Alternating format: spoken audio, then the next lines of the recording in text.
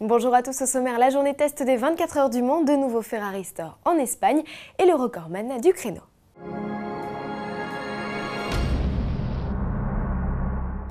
Dimanche 3 juin, flottait comme une ambiance de 24 heures sur le circuit du Mans. Équipes engagées sur la célèbre épreuve d'endurance et public s'étaient donné rendez-vous pour participer à la journée test, sorte de répétition générale avant la course.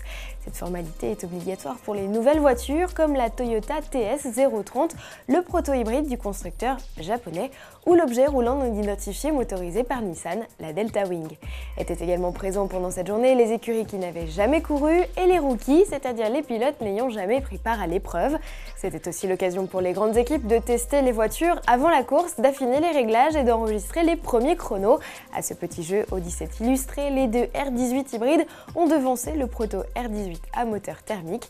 Les Toyota confrontés pour la première fois à la concurrence n'ont pas eu à rougir. Alexander Wurz a pris la 4e place dans sa numéro 7 avec un chrono de 3 minutes 27 204. Mario Franchitti, au volant de la Delta Wing, a lui claqué un temps de 3 minutes 47 980.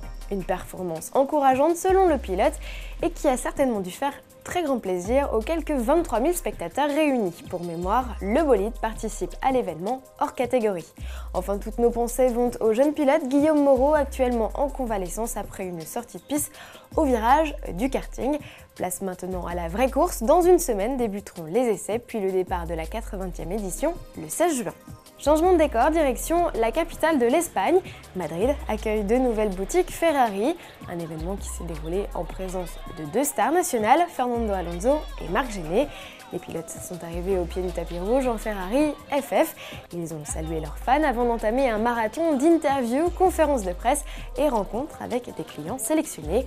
L'inauguration s'est terminée avec la cérémonie du coupage de ruban.